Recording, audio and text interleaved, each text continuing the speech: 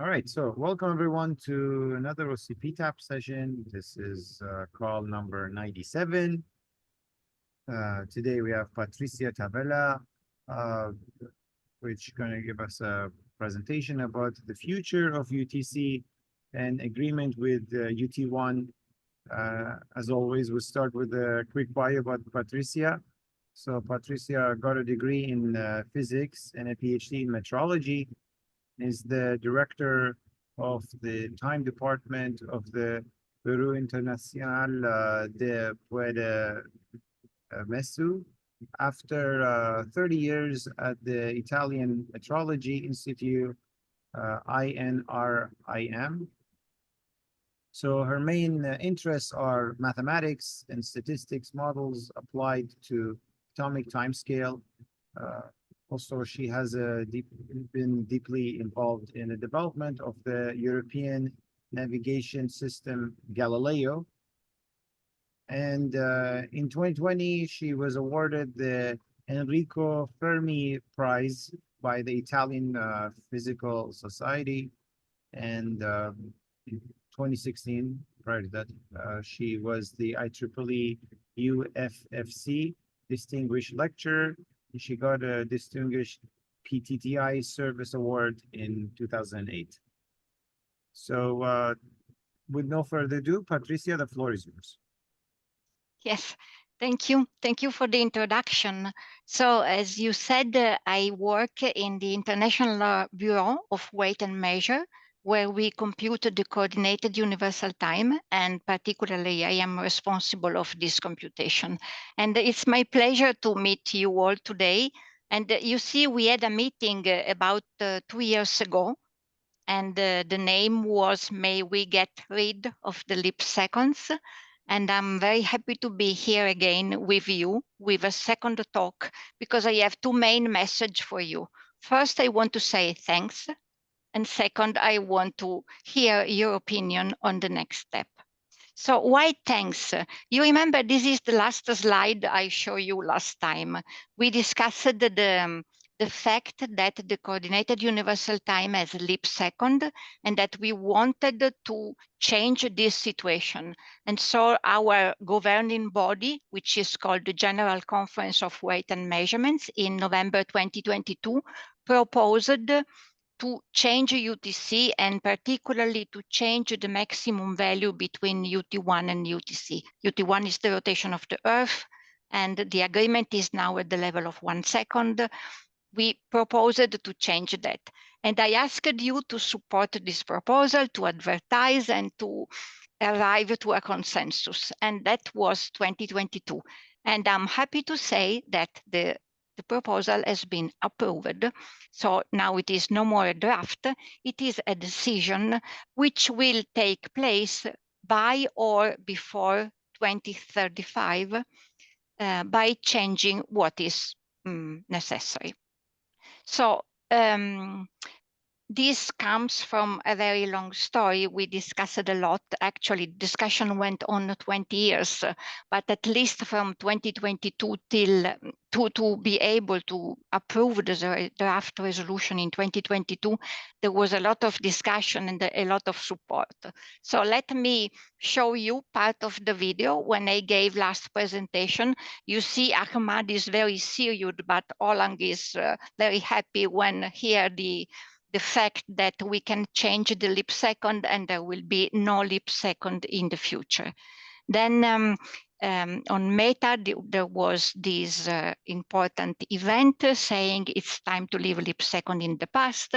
And maybe some of you was involved in this document prepared with the support of Song Yabin, one with several industry writing to us and us giving their view on the leap second. And we received also a petition which was collected during the International Time and Synchronization Forum in 2021. So this is the support from the industry and for the digital company, and I would like to thank you. This was not the only one. We had also some other international organizations like the International Telecommunication Union, the telecommunication sector who sent a document, the Union of Radio Science Scientists, the International Genesis Service, and others. So altogether, we were able to arrive to that decision. And then there was still a very important step. The International Telecommunication Union is also involved in this decision because they are responsible for the code for transmitting UTC and particularly for transmitting the difference UT1 minus UTC. So they met at the World Radio Conference last year in November. And I have to say, after a long period of discussion, in the end, the decision of the General Conference was endorsed. And so we are now all together working towards the next step. So I don't know how much you are familiar. I think maybe you know everything by heart. So I will be very quickly in recalling which is the problem. Timekeeping is based on atomic clock, but there is an agreement between the Earth rotation and atomic clock. Let's say atomic clock are perfectly ticking. The Earth rotation is not so perfect. It is going faster, it is going slower. So we correct sometimes the atomic time to be in agreement with the Earth rotation. The atomic time is called TAI, which in French is Atomic International Time, and UTC is the Coordinated Universal Time. So you see that any time that there is a discrepancy between UTC and the rotation of the Earth, when this discrepancy is almost 1 second, we keep the atomic clock busy for 1 additional second so the Earth can be in pace with the atomic time. And we did that since 1975, 27 times. In certain period quite regularly, almost 1 second a year. Recently, no more leap second have been added since 2016. And in this moment, there are 37 seconds of difference between the atomic clock and the UTC, which has been delayed as much as necessary to be in pace with the Earth. UTC is computed at the International Office of Weight and Measurements, from where I am speaking. We are under the authority of the General Conference of Weight and Measurement, but we are not the only one involved in UTC. There is a service called International Earth Rotation and Reference System Service, which measures the position of the Earth and decide when it is time to realign atomic time with the Earth rotation. And there is, as I said, the International Telecommunication Union, which decide the code for the transmission of time signal. We try to do our best to provide the best international standards, but unfortunately, these discontinuities in UTC are a trouble for the applications that are quite important because they support the infrastructure. And so, for example, the global navigation satellite system are not adding the leap second. Digital networks are not applying or applying in a different way. And also other protocols for the synchronization on the internet are applying or not applying. So it is clear that there is the standard is not adapted to the application. And so the alternative methods have been developed. So as I said, the navigation system do not add leap second, or some other application decide to repeat twice the second 59 or twice the second 00. And some other users decide to smear, which means adjust little by little to reach 1 second in 1 day or 18 hours or whatever. So we have a situation in which on the day of the leap second, depending on the source of time that you are using, you may have second of difference. And this is clearly a risk of malfunctioning for which we understood and we did our best to take another decision. Unfortunately, this decision was not very easy, so this is why it took a lot of time, because not all the country, not all the users agrees with this decision. But little by little, we were able to create a consensus on the fact that the tolerance, which is now 1 second, is too strict. It could be 1 minute, which is reached more or less after 1 century. It could even be 1 hour, and we would have thousands of years before reaching such a difference. Or it could be just unlimited, saying let's the Earth rotation and the atomic time diverge slowly. That doesn't happen tomorrow. It is a very slow process. It is clear, and I want to repeat, maybe it's not your concern, but a lot of concern has been raised on the fact that civil time should be linked to the Earth rotation, because we live on Earth, and I would say mostly emotionally, it is quite important that when we say it is noon, the sun is on our head and not too much different from what the atomic time is telling us. Clearly, there are users that need to know the position of the Earth, UT1. These users need to have this information in real time with good accuracy and good reliability. So there are services which broadcast or disseminate this information. And this is to tell you that when the leap second was decided in the 70s, it was because the civil time was used as an approximation of the rotation of the Earth, mostly for celestial navigation, pointing to the star and the planet. Nowadays, almost no one is using this type of navigation, and therefore this need is not so necessary as it was 50 years ago. And so we arrive again to this decision taken in November 2022. The maximum value will be increased, and you see, we say in or before 2035. So there is a first things which is not yet decided, not later than 2035, maybe sooner. And then which will be the new maximum value? The request is that a continuity should be ensured for at least 1 century. And we have been charged that the new maximum value, a plan for the implementation, and all the detail are decided for the next General Conference in 2026.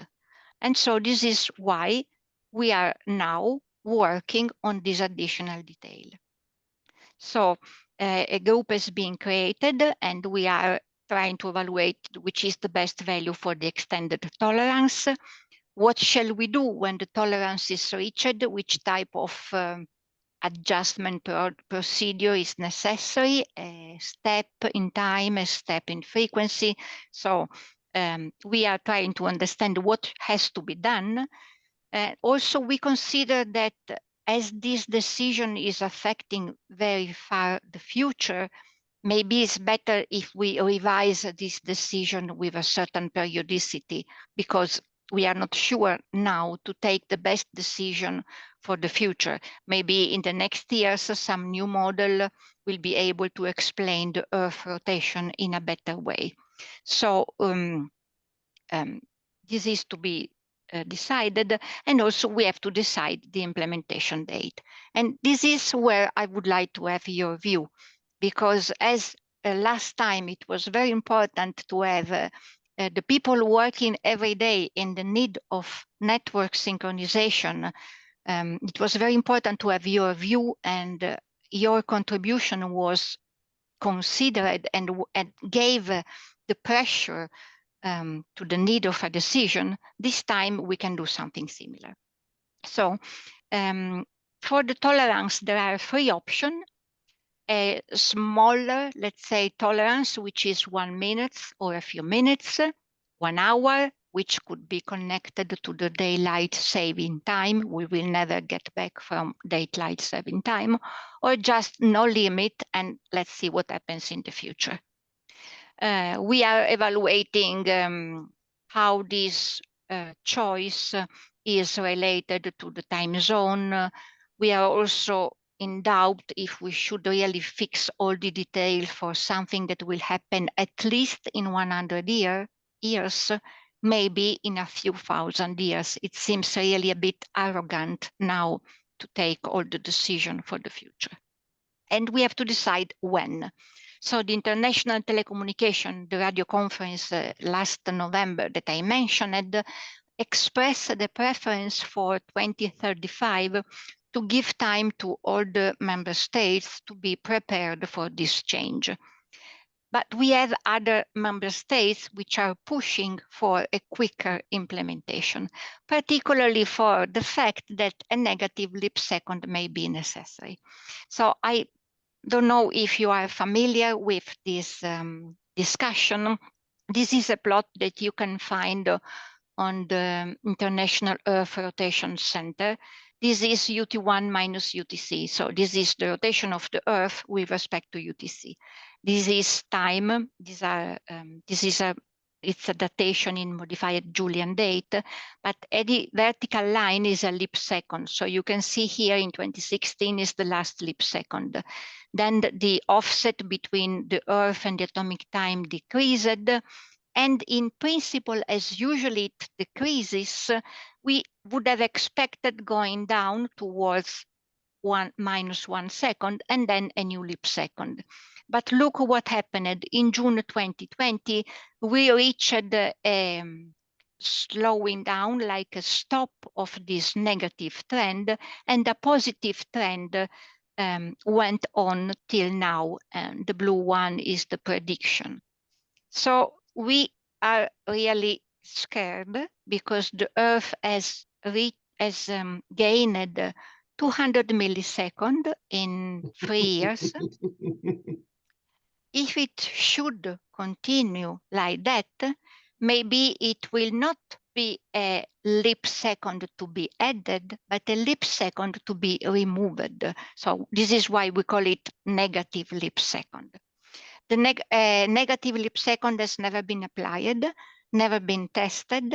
Some applications are not even designed to cope with this case. So we have a certain number of member states and stakeholders saying, you are crazy, we cannot go towards this situation, do something before. So how is a negative leap second probable? You may see just today, I think 1 hour ago on Nature, a paper has been published explaining that thanks to the global warming, the negative leap second will be probably in 2029. And we should be happy that melting ice has delayed this necessity that, according to this author, could have asked for a negative leap second even before than that. But if you look on another paper, which is of about 1 year ago, the conclusions are almost as likely as not to experience a negative leap second in the next 12 years. And another paper, these are papers from people working in mostly in Earth rotation, so people that are expert. Another group says not reliable prediction is possible in the long term. Let's observe the Earth rotation and let the future generation decide. So unfortunately, this prediction you see is very short. This is 3 months.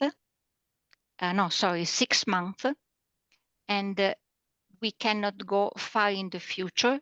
The expert in Earth rotation cannot go far in the future. So in this moment, we do not know how much is the risk of a negative leap second if we wait till 2035 for the implementation of the change in UTC. So the date for the change is still open, and there is a preference for 2035. Then, which is the new tolerance? The new tolerance is, you may imagine, raising a lot of discussion and a lot of idea. I would like to present you an idea which was made public in the Institute of Navigation Precise Time and Time Interval meeting last January by Judah Levin from NIST. I think he is a personality, you may know him. He's the timekeeper in US. His idea is to increase the tolerance to 1 minute because he says it is small enough not to create a problem in the GNSS system, which are broadcasting the difference UT1 minus UTC. It is small, so the people will not really see much difference between the position of the sun and the civil time. And so is something that he thinks can be easily acceptable. And also he says, do not wait to have 1 minute to make a correction, but he proposes that small periodic deterministic adjustment are added. So for example, we could add 10% of the tolerance every 10 years. Suppose the tolerance is 1 minute. Every 6 years, we add 10 seconds. So if we decided, 6 seconds, 10% every 10 years. So if we had decided that in 1972, we would have adjusted in 80, 90, 2000, 2010, 2020, and 2030, 6 seconds each time. And for sure, if you do something deterministic and algorithmic with respect to the rotation of the Earth, which is not regular, there will be at a certain moment the need to resynchronize and readjust again. This could be every 50 or 100 years. And in the same proposal, Judah Levin says 1 hour is something that he doesn't like. First, because it comes very rarely, every few thousand years. So it will be a big event. Maybe any one of us will not see these events. So will be applied correctly, will be a mess because it's such a big correction. And then if you wait 1 year, the sun will not be on your head. Sorry, if you have 1 hour of tolerance, the sun will not be on your head when civil time is noon. And so this may create some emotional discomfort, even if, to my view, this is not a huge problem because, for example, in Europe, we use European Central Time from Poland to Spain, and there are 3 hours difference, and we all use the same time.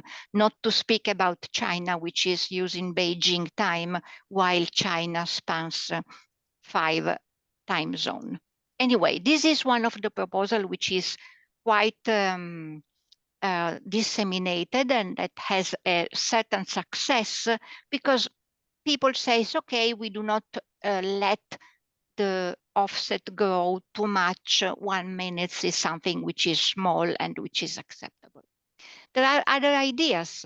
So for example, why don't we say the tolerance is very big? We need to say a number for the tolerance. We cannot say infinite because, for example, in the Global Navigation Satellite System, they transmit the difference between UT1 and UTC, and they have a certain number of bits for the transmission of this value. So we have to say how big can be this value so they can allocate the correct number of bits. Let's say a big number, let's say 1 hour, and do not do anything. So this idea is, instead of fixing the tolerance, let's fix a time interval at which we will do something. So we start doing nothing for 100 years. And then after 100 years, we see how much offset has been gained, and they will decide if it is time to readjust. So the adjustment clearly will not be always the same. but it will be every 100 years. And so it's something that we can keep in mind. We will disseminate this information. It will be part of the culture that every 100 years we have to do something. This proposal has yes and no, people are supporting or not supporting. And so this is why I am here with you. Please give me your idea. We have to think what is better. We have two clocks.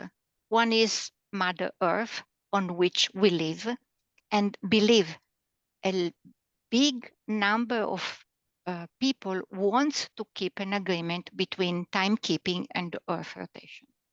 We have atomic clocks, which underpin the most important application, and synchronization is a must in several applications. So we need both clock, and it will be very difficult to keep them in agreement. Whatever is the solution, someone will not be happy. So I thank you for your attention, and I'm ready with my paper to write your idea and to listen to your thoughts. Thank you very much, Patrizia. Yeah, so let's open the floor and ask questions, get comments, and so on. And maybe again, just as a icebreaker, I will start myself. I was just thinking, like, I mean, when we were like writing all this, everything about, you know, the sleep cycle and supporting this effort of freezing the sleep cycle practice and so on, we have 24 time zones. And unless you have like a perfect representation for that time zone to be exactly at the middle of it, you always have this tolerance of an hour jiggling back and forth. I mean, yeah, I mean, worst case, or like right in the middle, half an hour or whatever. I still don't understand. Like, we came to the consensus to have like 24 hours time zones, like allowing an hour of tolerance. Yet we are worrying about like a second, or I mean, it will be great. Another thing also, like Patrizia, if you can show like we have this, that you're tracking UTC versus UT1 without, let's say, the adjustments, just like basically showing like the trend of how like the rotation changed, and then like at 2020, basically where it's reached an extremum and it's going further. You mean this one? With including also 2020, and onward. Yeah, this is for the future. Yeah. Yeah. Without, but we don't know. Without the corrections, you know, it looks very nice basically I'm saying that graph needs an update, because that one stops at 2024, at 2015. So, all right, Heiko. Yes, thanks a lot. Yeah, just one thing. I believe that doing nothing for 100 years sounds very nice to me, right? The question is really who needs UT1 and who needs UT1 to be aligned with UTC. I understand this is a, let's say, cultural and traditional issue, but we also have to keep in mind the technical part here. I strongly believe that no one who's on the call here, no one who is making any decisions here knows how the world looks like in 100 years, let alone in 5,000 years. So exactly. I think it is moot to think about 1 hour, even 1 minute, because you don't know what happens in the next 100 years. And in 5,000 years, humanity will either be extinct, right? Or we will be commuting between Mars and Alpha Centauri. So, and in that case, the question is, okay, in 5,000 years, is anyone who still lives on Earth really worried about 1 hour of a difference where the sun basically is at its highest point in the sky, which, by the way, is not true for a lot of places on this earth. It's only true for the, let's say, a very small part of each time zone. So it is not really an issue to me. So I believe we should stop introducing leap seconds as quickly as possible, basically now, right? We should not do anything and leave this to future generations to come up with solutions for the problems that may arise in 100 years from now. It's not up to us to decide anything. And if we decide something and it's wrong, the decision will be corrected by our kids and grandkids and their grandkids anyways. So it doesn't really make sense to take a decision now. Thanks. Aiko, thanks. I completely share your point, and I would be happy you say that everywhere, because it is in this community, I understand, speaking to you, probably this is the most shared view. But I tell you that when I am in other places, it is not like that. So who needs UT1? Mostly astronomers need UT1, and people needing to point to spacecraft, for example, that need to know where they are on the Earth and how the Earth is oriented with respect to the sky. And for important application, having UTC close to the rotation of the Earth within 1 second, which means about 400 meter uncertainty, is something which is not good for high accuracy application. So for astronomy and space application, they use already value which are published by NASA or other organizations, which are much more accurate than 1 second. Still, amateur astronomers or some other organization feel that there is a value in having UTC as a good approximation of the rotation of the Earth. Good, I mean, within 1 second, which means 400 meters uncertainty, which for some application is not so bad. But so we have to take care of that. I think that this information should be available everywhere. If UTC cannot be used as a proxy of UT1, people needing UT1 need to have the information, which should be machine readable, reliable, secure, so secured. So we need to give a good type of information, but I completely agree that it, as I said, it seems to me really arrogant to decide now for what will happen in 100 or 1,000 years. So one thing may add. So that 400 meter is basically with the consideration of, let's say, clock skewness. Let's put it just here for basically UT1 minus UTC. Let's say clock skewness, just for simple terminology, right? Yeah, when you are on the equator and you point to a star, exactly. If you use UTC as an approximation of UT1, you make an error of 400 meters in pointing to. That is for a given point where this is calibrated. But if you move now in that time zone, you will have that even worse.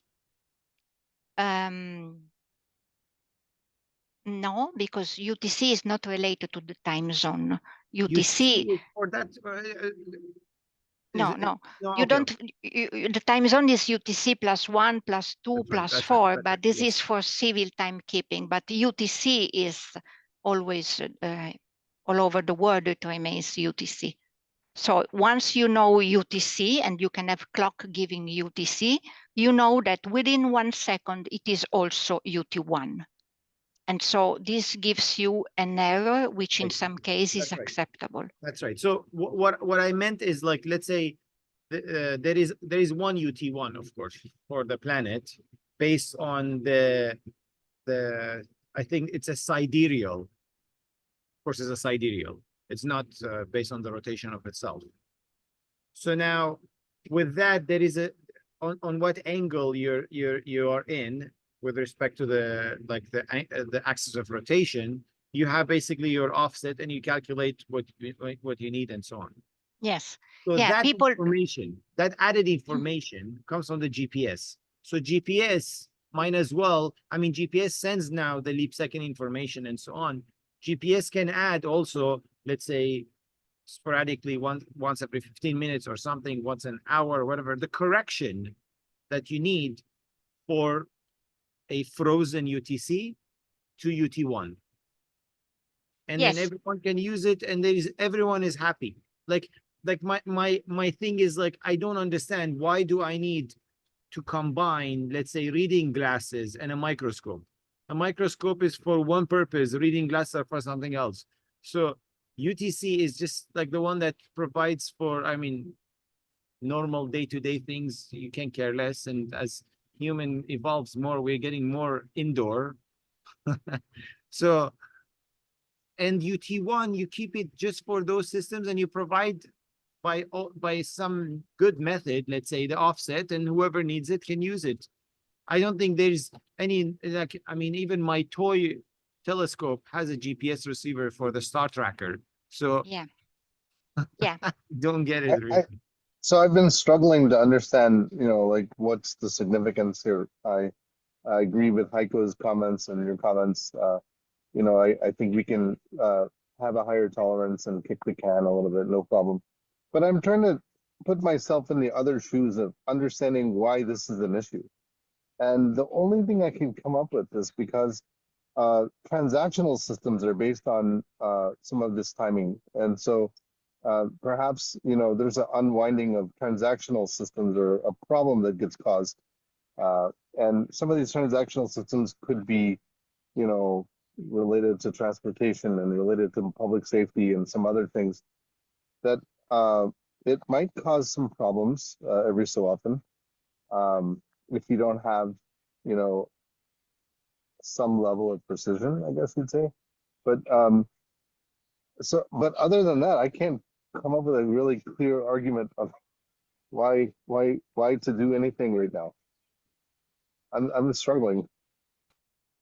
What we have discovered till now, we have tried to speak with all the different communities, and what we have found is that who needs UT1 are the astronomers and the people working in space application, where they have to follow, to point to a star or to a planet or to a probe, and they need to know how the Earth is positioned with respect to that bodies. And as I said, people needing high precision in this activity need more accuracy than 1 second in the knowledge of the value of UT1. So this approximation that UTC is a proxy for UT1 within 1 second was good in the 70s, and it is also used nowadays. But as you say, more precise information can be available on the internet, because there are NASA, for example, or the International Earth Rotation is disseminating on the internet in real time this value with much more accuracy. And also GPS, GLONASS, the Chinese Beidou are transmitting this value. So there are other sources of information. The use of UTC ex proxy of UT1 is not really an issue. I understand someone says yes, because legacy software, for example, for amateur astronomers, they say, when I bought my telescope, there was a software, and the software is based on UTC. But Ahmad is saying when I buy a telescope, there is a GPS inside. So who is really working without GPS or GNSS today?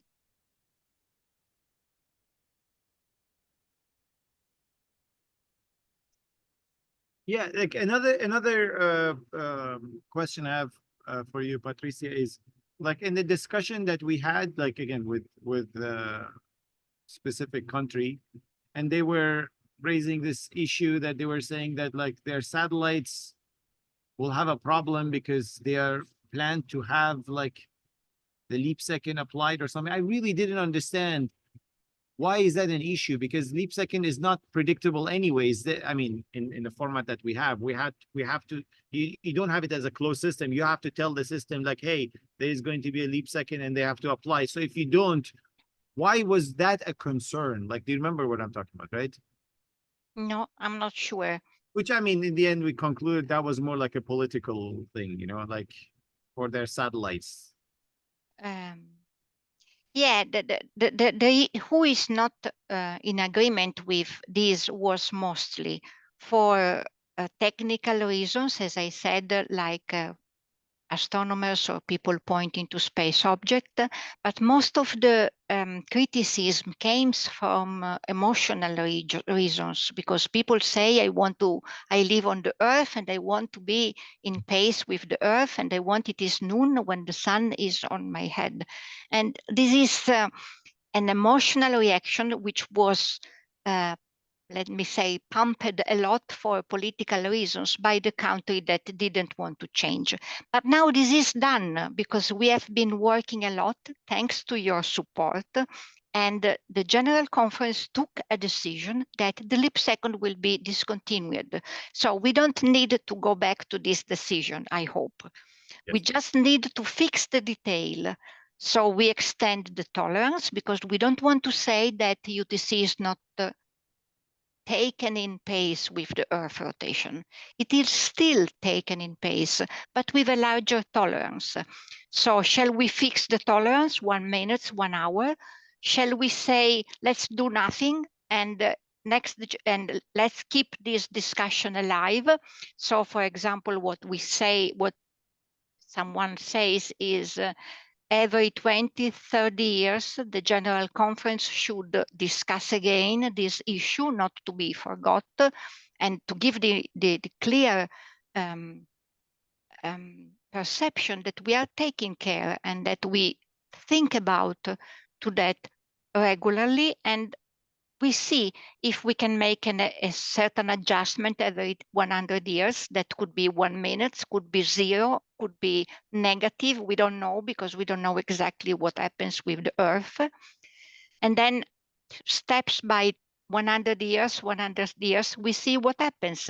And as Heiko was saying, we will be maybe extinct, or maybe we will be working on Mars, and we will go up and down from Mars, the Moon, and the Earth, and we will have figured out much better how to keep time. And surely you imagine traveling to the Moon or to Mars and applying a leap second in the middle of your travel. So that's really something crazy.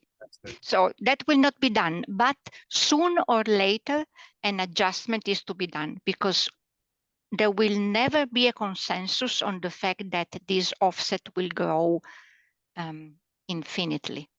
At a certain moment, an adjustment is necessary. But this certain moment may be very far in the future. Yes. Anyone else wants to add any comment? Please, Dr. Kinson.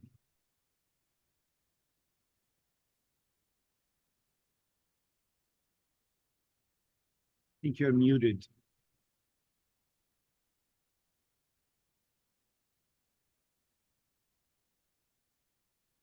Still muted.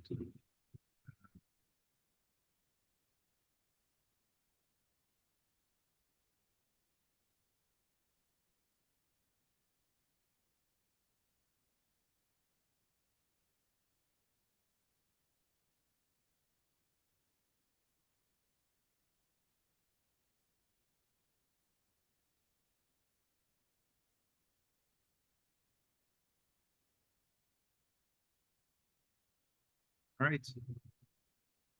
While we're reading, I think, with Dr. Kinson, anyone else? So, Patrizia, you said some of the constellations, they are already reporting the UTC minus UT1? Yes. Yes. So, for That's example, not GPS, of course. Yeah. So the GPS is disseminating this information, and they have a certain number of bits which allow this value to grow till 64 seconds. This is why in this proposal, Judah says, if we choose 1 minute, it will be smaller than 64 seconds, which is the maximum value which can now be broadcast by GPS. And the same is for the Chinese Beidou system. The Russian GLONASS needs to be updated because the current GLONASS can only accommodate a value which is smaller than 1 second. But the new generation of the Russian GLONASS satellite system is already in place. There are already 9, I think, out of 27, I am not sure, but there are a certain number of satellites which have been already updated, and they now allocate enough space for this value to be 256 seconds. So 1 minute GPS has nothing to do. If it is 1 hour, all the system have something to do. But also this seems to me a problem which is not really true, because navigation system change the satellite almost every 15 years. So the lifetime of satellite is 10, 15, 20 years.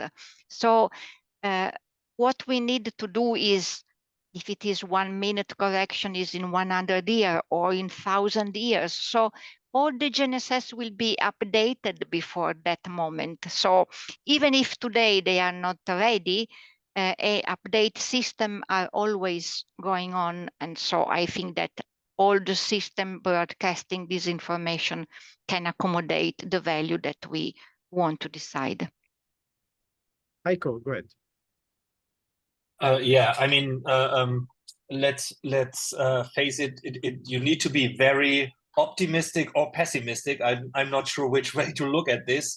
When you think that in 100 years, the GNSS satellites will still keep sending exactly the same protocol messages with the same bit lengths and so on that we have today. I mean, if this is really still an issue in 100 years, and we were talking about these 64 seconds being basically accumulated over 100 years approximately, then I don't think we will have GNSS as we know it today in 100 years from now. There will be something new, and as soon as let's say there is going to be something new, whoever is setting up this system will hopefully look at the timing dissemination messages in that solution, and will add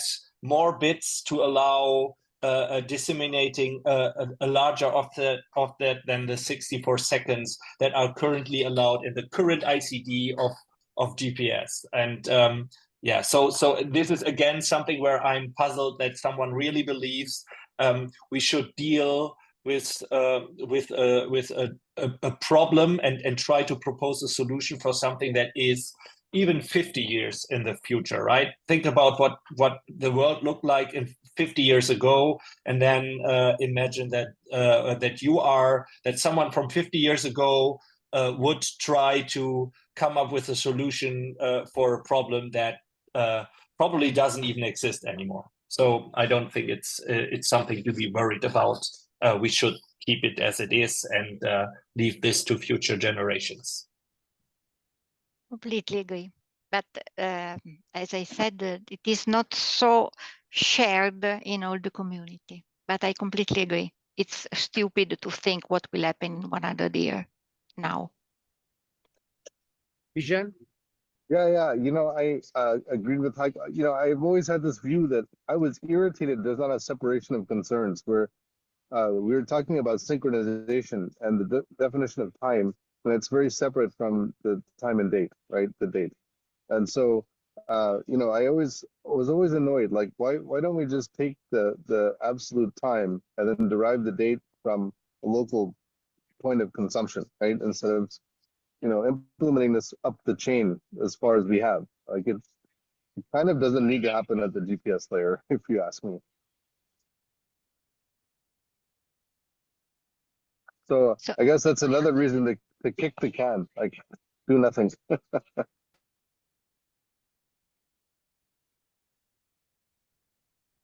right, so I think you have a unanimous consensus here that at least this community thinks we simply should not do anything and leave it to the future. Yeah. So I will be happy to inform that I spoke with some industrial representative, and this is the view. And for sure, as this decision is to be taken in 2026, I am sure that still you will hear some presentation, some papers, some different point of view. So let's see if we can work together, and I'm very happy and thanks for having given me this possibility today.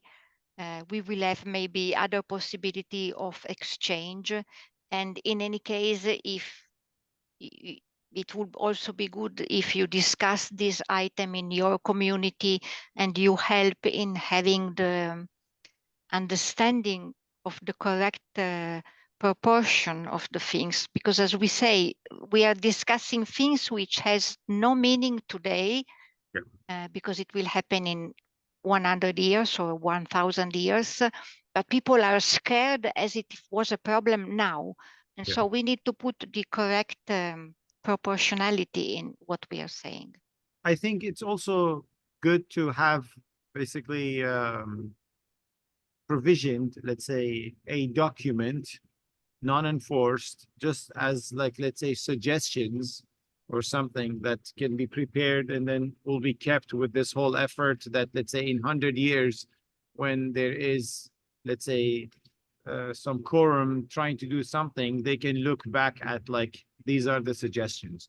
And then by that, you're releasing that, you know, the urge that certain people have. Like, for example, what Judah is mentioning, I think it's very valuable, I mean, to the people in the future to look at like, by the way, you inherited this quote unquote problem, and these were the suggestions that were given to you, like if you face, let's say, an offset of such and such to do such and such. So I think that way it really gives it a graceful closure rather than do nothing, just delete everything and step back, you know, rather than that, like, okay, let's just make it in form of a bunch of suggestions that people can look into while it goes in the future, because as everyone mentioned, looking back, as Heiko mentioned, you know, looking back 50 years ago, problems they had 50 years ago to now, the same thing that in 50 years they will have when they look back at us, and then so on and so forth. This is like just how we progress. Dugan.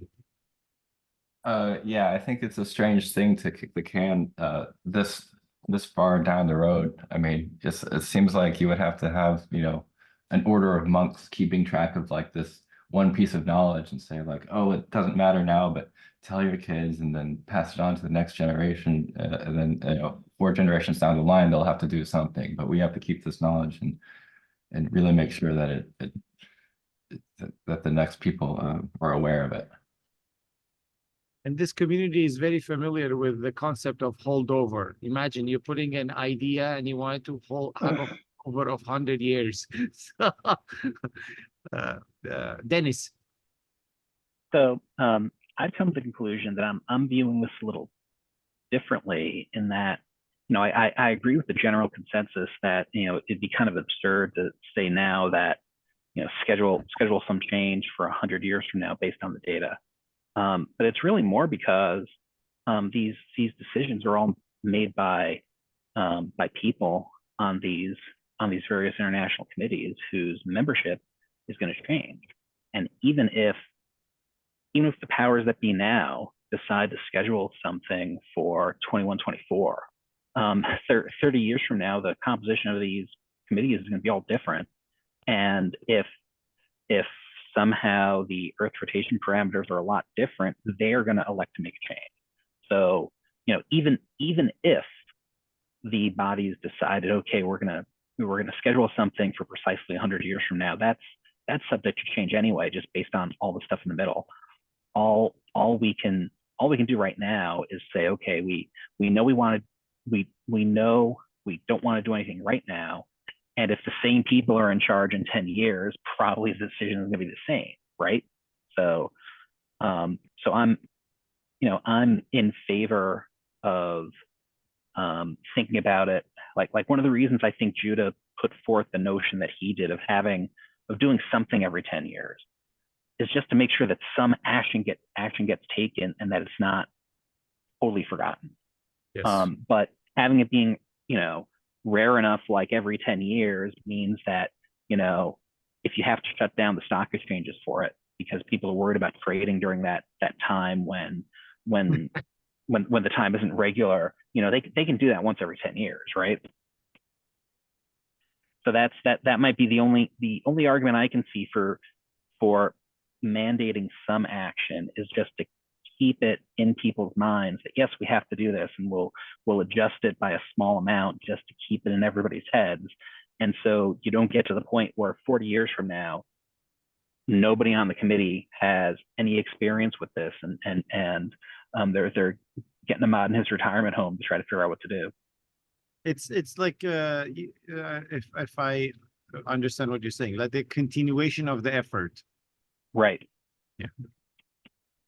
Yeah, but you were also saying if we do nothing for a long period, people will forget that there is this problem.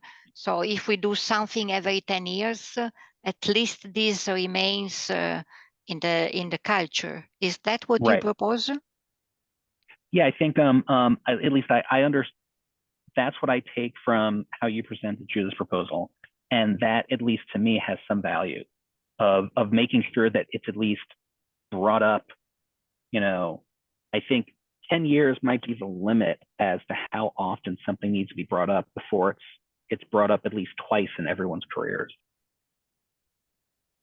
The logic is that the Earth rotation is, aperiodic, and it will always change forever, right? So there is some logic to that, and there are other standards that are set on like long-term basis like that. Like I could think of the World Radio Conference is like what, every 7 or 10 years, I forget which. And so yeah, there are other groups that do that. Sorry, can you say it again? You ask if there are other groups doing what? No. I said there are other groups. There is like a World Radio Conference that meets like, I don't know, forget the number, 7 years, 10 years, something like that. And it's a global thing. UN nations get together and they set the frequency bands and standards, and it happens very long periods. Yeah, these big international organizations have periodic meetings of all the member states where they take decision, and it is the same as we do with the General Conference of Weight and Measures. I understand that there is a value in keeping in mind that every 10 years we have to do something because that keeps the memory. But unfortunately, as we are at the moment facing something which is not predictable and not regular, we can decide that we make plus 5 seconds every 10 years, fine. But in 50, 100 years, we will realize that we have corrected too much or not enough. And so an adjustment will always be necessary because we risk to go in the wrong direction because even we don't know if it is positive or negative. So yes, it's a good, for certain aspects, it's a good idea, but you have to put in your system 5 seconds every 10 years. This is regular. But then every 50 years or 100 years, an adjustment which is not deterministic, that will be on the basis of the observation. And so in any case, we have to face this problem that sooner or later, something which is not deterministic has to be applied. All right. Any more questions, comments? Hearing none, we are on top of the hour, so will adjourn, and thank you again, Patrizia, for this great presentation and roundtable, I will say. And we'll see everyone in 2 weeks by a presentation from Paul Borrell about clock coherence from terrestrial micro data centers to Alpha Centauri. So So discuss what to do with him to see when he travels to Alpha Centauri, what he wants to do. He's actually here. Paul is here. Yeah, okay. Thank you. Bye-bye. Good luck. Thank you. Bye-bye. Bye. Bye. Thank you. Thank you. Bye. Thank you so much.